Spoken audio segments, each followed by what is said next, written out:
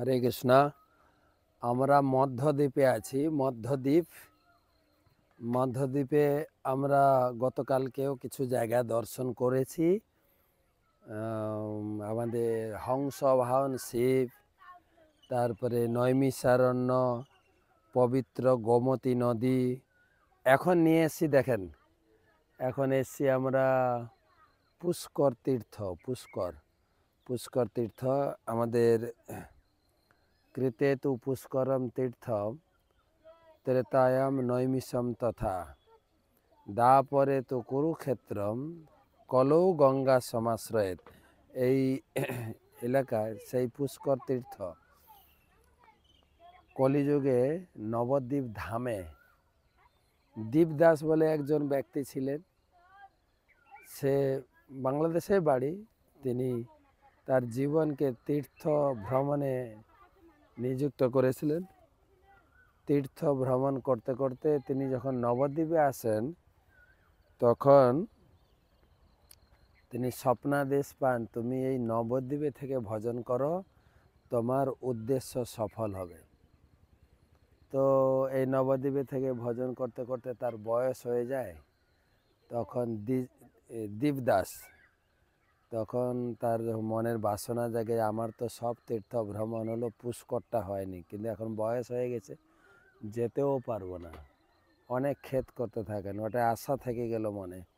তখন পুষ্কর তীর্থ তাকে রাত্রে স্বপ্ন দিয়ে দেখছেন, তোমার বাড়ির পাশে যে পুষ্করিণী আছে ওখানে স্নান করবে। এই হচ্ছে সেই পুষ্করিণী, এটাই হচ্ছে পুষ্কর।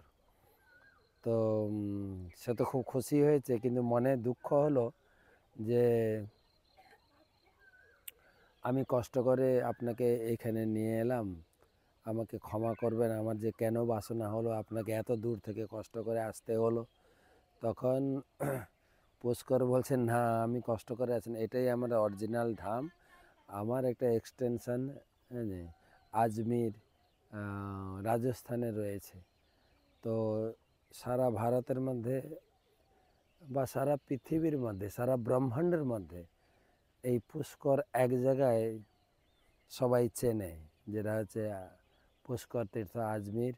আপনি অনন্যা ট্রেন ধরবেন, আজমিরে নেমে ওখানে পুষ্কর দর্শন করে আসবেন। কিন্তু পুষ্কর নিজে বলছেন যে আমি অরিজিনালি এখানে থাকি, ওটা হচ্ছে আমার একটা এক্সটেনশন অফিস, এটা হচ্ছে অরিজিনাল পুষ্প। সবাই একটু একটু জল ছিটি দেন সবার মাথায়, সবাই মাথা পাতবেন।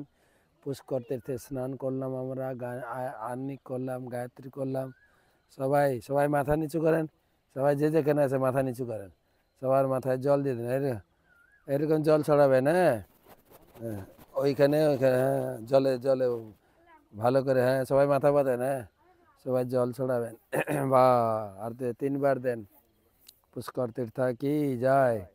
সেই পুষ্কর তীর্থ এখানে লোকে খুব একটা জানে না, বা আমাদের ভক্তরাও জানে না। আমাদের গুরুবর্গ এটা আবিষ্কার করেছেন। আমাদের এখনই পরিক্রমা দল আসবেন, সবাই এখানে পুষ্কর তীর্থে স্নান করবেন, আচমন করবেন, তারপরে আমরা বেরোবো। তো এখান থেকে আমরা যাব কুরুক্ষেত্রে, নিয়ে যাব কুরুক্ষেত্র, পুষ্কর, নৈমিষারণ্য, সব এই মধ্যদ্বীপটা খুব সুন্দর। মধ্যদ্বীপ, তার উচ্চাহাটা নিয়ে যাব না, উচ্চাহাটা একটু ভিতরে, তবে কুরুক্ষেত্র, তারপরে পঞ্চবেণী। তো এরপরে আপনাকে পঞ্চবেণীর কথা শোনাবো। রাধে রাধে, শ্রী গৌরাঙ্গ মহাপ্রভু কি জয়। জোরে বলুন, গৌরাঙ্গ গৌরাঙ্গ।